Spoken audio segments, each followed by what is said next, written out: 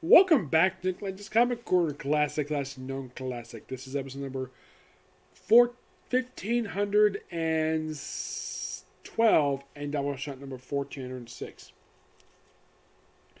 Two Marvel trades. First up, it is X-Men Reloaded. Yeah, this is the final trade under Chuck Austin. Now, the cover looks very familiar because I kind of discussed some of the issues in this trade before, mainly in the trade that collected issues. I think it was like 157 to I think it was like 167 of X-Men Volume 2. Well, that's in this trade. Now, this book contains issues. Uncanny X-Men 437 to 443. New X-Men 155 to 156. And 157 to 164 of X-Men Volume 2. Now, the very first story arc published in this book, and this takes up most of it with the exception of the last couple issues. This is She Lies with Angels. Now, yes, Salvatore Roca is the artist for pretty much the whole thing of this. Yes. Now, X-Men 157 to 164. These issues I've kind of discussed before. These issues feel like basically just a continuation of Chuck Austin's one very briefly before he just leaves and hands book up to Mike Carey. Yes. She Lies with Angels is a 6-part story arc where actually it's more like a 5-part, I think it is. It's this story arc is the debut of Jay Gertrude, Cannonball's brother. And the fact that apparently there's this rival family in this hometown who does like the Gertrudes. Yes. And there's a guy named Sam who there's an older black man who actually likes Cannonball's mom, which they do become a couple at the very end of the story, but yeah. And also apparently this girl who Jay Gertrude is trying to form a relationship with, the man is a bigot. He even basically he even tries to attack Jay Gertrude like right after he basically just finished having some time with his daughter. Where he decided to attack him with a freaking mandroid robe. I'm like, how the heck does some people from a small town get their hands on mandroids? Yes, this is so strange. Yeah, by far one of the most perplexing things.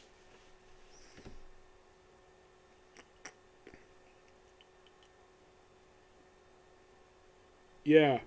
And of course you have Angel go with Husk to go visit her mom.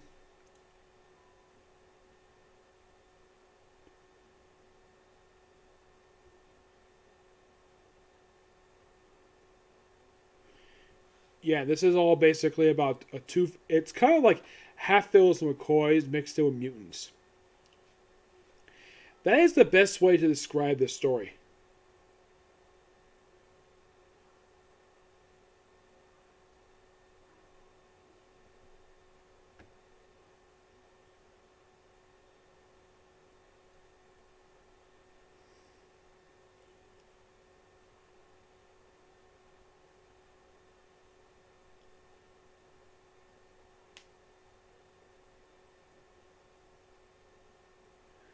Yeah, that's basically in a way what this thing is.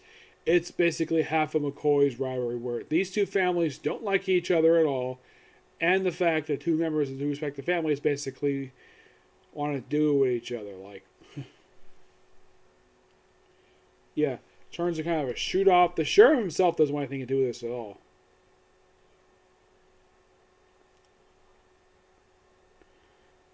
Oh yeah, and also the girl is a waitress who just really wants to do a relationship with him with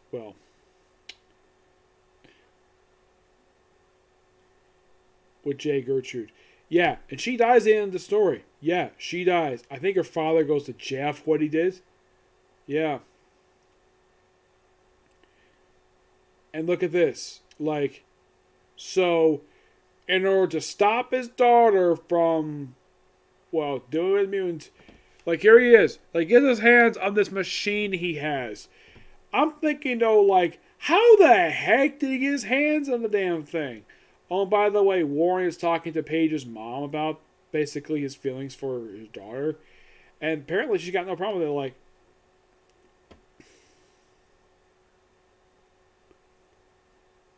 yeah, and of course Paige is having problems with it. And then, of course, well, after the fact that they had discussion about this, they argue when they go outside, and then they do the most strangest thing. They make out, and get this, they have sex in the sky. I am not kidding about that. And of course, her mom is like, I'm not dealing with this. I don't want to see that. Yep. And of course, Nightcrawler is like, good on you, man. Yep. And of course, Lauren is here. Because of course she is. She's probably a lot more nicer now. Yep. Yeah. Oh, yeah, by the way, the F family is called the Kobolds. And apparently, the sheriff has sort of a slight problem. Like, he sort of has another racist problem.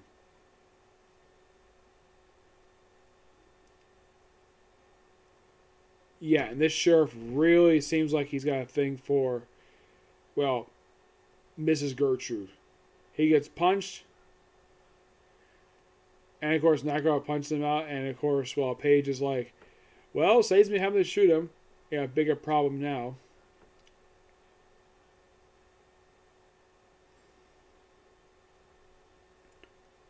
And of course, Paige is like, what was that? Yep, things have escalated. Yeah, but these freaking robots. How the heck do this family, the Kobolds, get their hands on this damn stuff? Like, this stuff looks freaking expensive. This is basically Tony's. They must have either stole this stuff, which is probably what they did.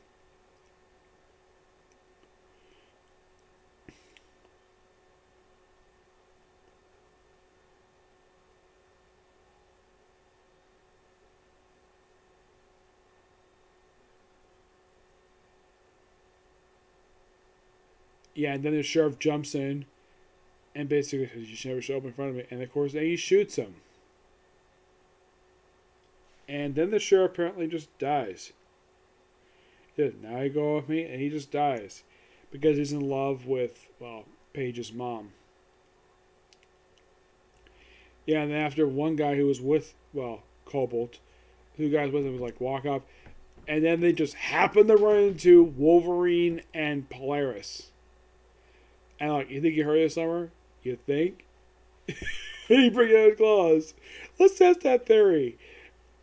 And instead of basically going to that, we have, well, Warren checking up on his girlfriend's brother. Seeing that his girlfriend just died. And of course, he's right now with Paige. Paige's mom basically has got no problem with the fact her daughter's dating a rich boy. And of course, Zsasz sings. And that's it. Of course, well, what happens after that is sort of a two-part epilogue to this book for issues 442 and 443. Deals with the aftermath of Planet X. And in the case of a case of new X-Men issues, those are simply pick up Raptor Here Comes Tomorrow, where it starts a relationship between Cyclops and Emma Frost, which they start the relationship by making out in front of Jean Grey's grave. Like, okay, couldn't they do this away from the grave? I mean, Cyclops, you're making out with a woman who your own dead wife suspected you have an affair with in front of her grave. Let's literally do it right in front of her, and apparently, like, I think the artist should move them away from the cemetery where they're not doing this in front of her grave. Yeah, seriously. And that's the whole point of basically just deal with the aftermath of Planet X. That's literally what the last few issues are for this thing. And of course, Reloaded, simply put, is the end of Chuck Austin's time with the X-Men. Because he got moved out with this book. Now you're probably thinking, why did he leave Uncanny X-Men to go over to X-Men? Well, there was a reason for that, because Chris Claremont was coming back. Yep, Chris Claremont came back and did a really good run for the book. Yep. Yeah. Oh, by the way, it was 155, 156 was the final two issues of New X-Men. Called those issues before the name new was dropped from the title issue 157, and it lasted until about 207. Yeah, it lasted like 50 issues.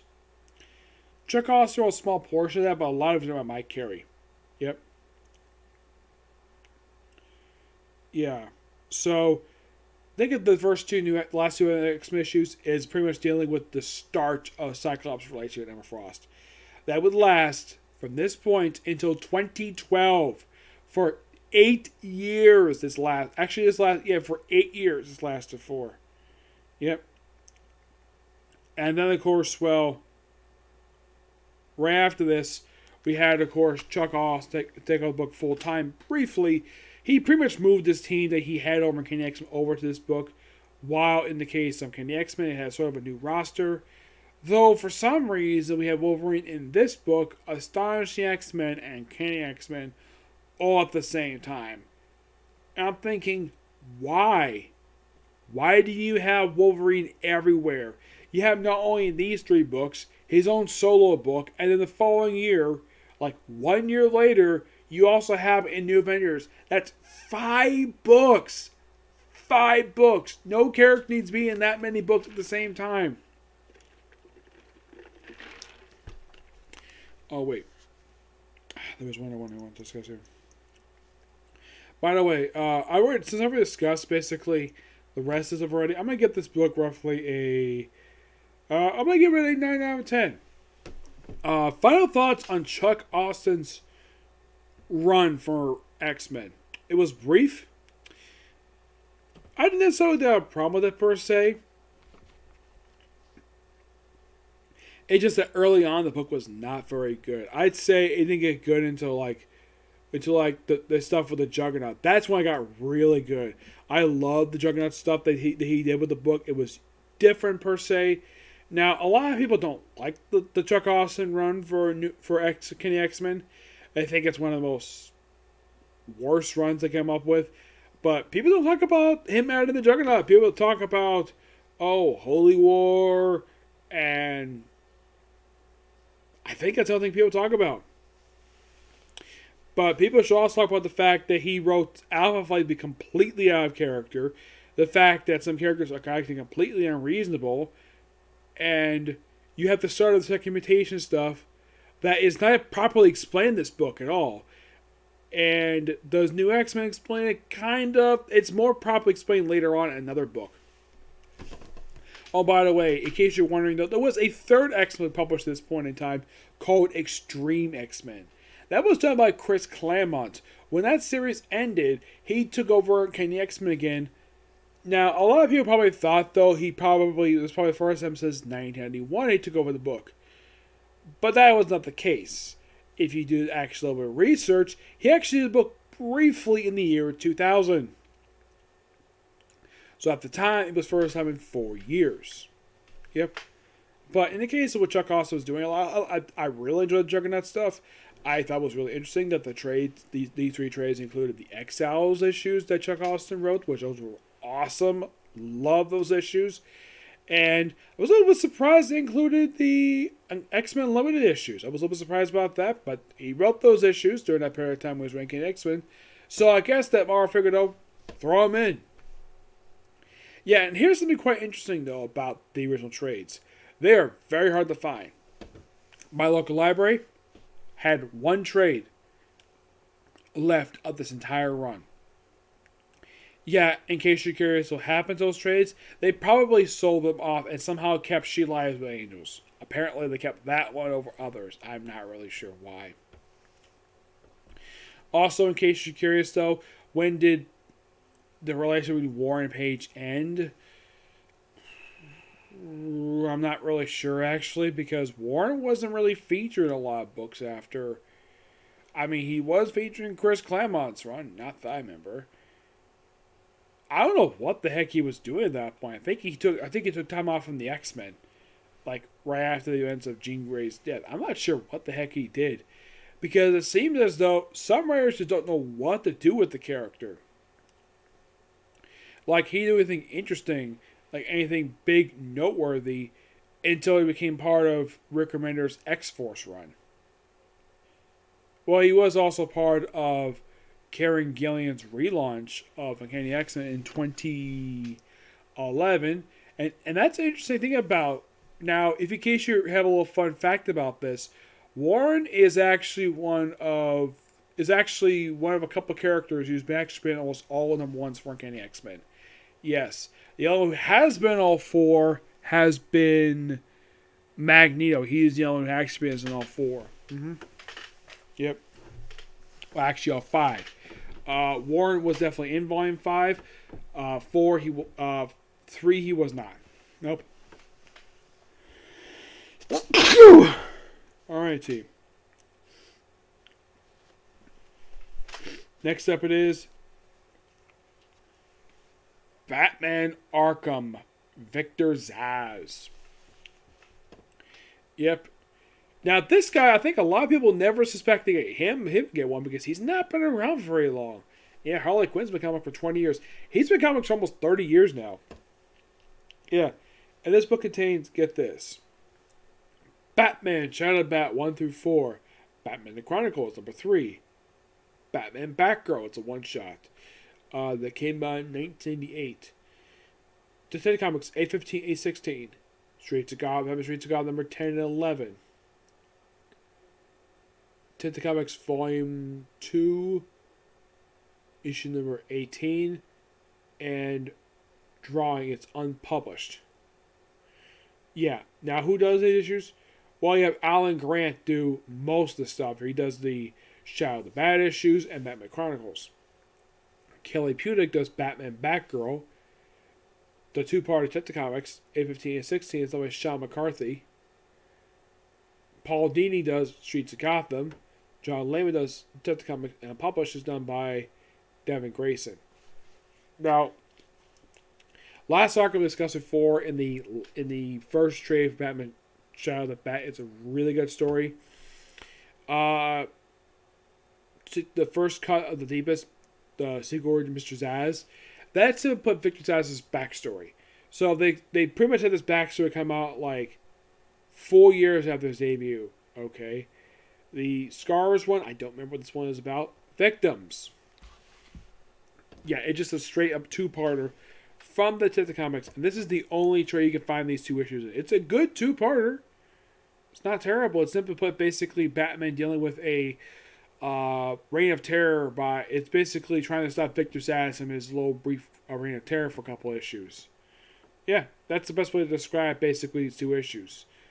And in the case of the other stuff, the issue 10, issues 10 and 11 for Streets of Gotham.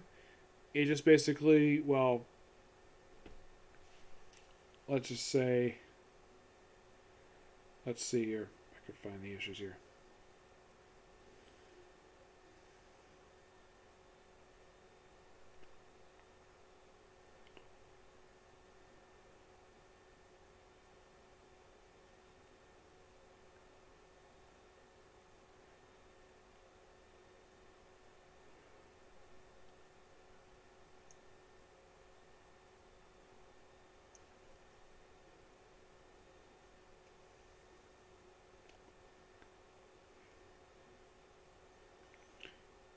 Oh yeah, I should also point out that the cover for Batman Chronicles number 3, this is a Paul Gulacy cover, just by looking at it. Yeah, it's a Paul Gulacy cover. Mm-hmm. Yeah, first cut is simply talking about his first victim. That's pretty much what this issue is. Batman Chronicles number 3. This is, okay, Batman Batgirl Girl Frenzy. This is basically from the Girl Frenzy stuff. This is simply put Barbara Gordon apparently taking on Victor Zsasz at some point in her career. Yeah, I'm a little surprised they included this in here. Yes.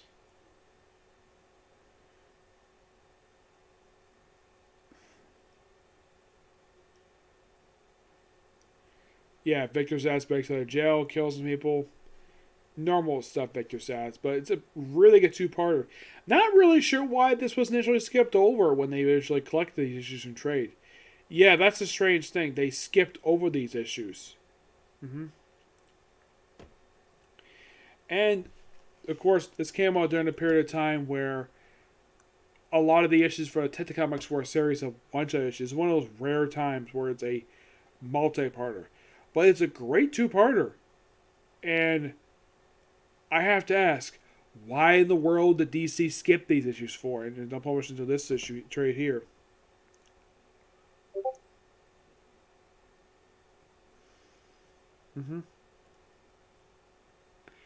This two-parter here from Batman Streets of Gotham. I'm going to discuss this at a later date, but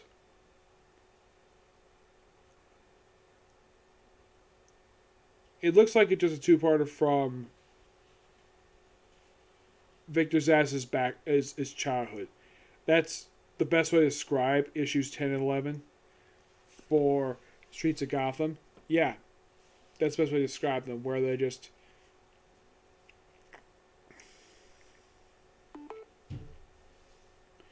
Well, it's basically just exploring the man's childhood. That's really what this is.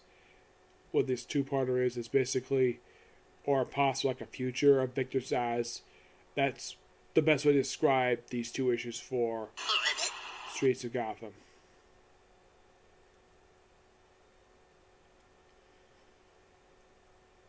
Oh yeah, this is cut up. This is from a backup feature in Detective Comics when John Layman was writing this out, and this is basically focused on Victor Zsasz. This story here is Victor Zazz's backstory in the New 52, where he was rich. He lost his money in the Iceberg Casino. Yes, casino. And made him nuts, and it was also a loose tie into death of the family. Yep. That's the best thing happening here. Of course, they have Emperor, Penguin, and he gets a knife that probably becomes his signature knife in the current continuity. Unpublished. I'm not sure this was possibly like a black and... This is probably from primary... This is my version. I think it's from Batman Black and White, probably from the original volume. Yeah, just a solid Victor Zsasz story. Not much there. Yeah.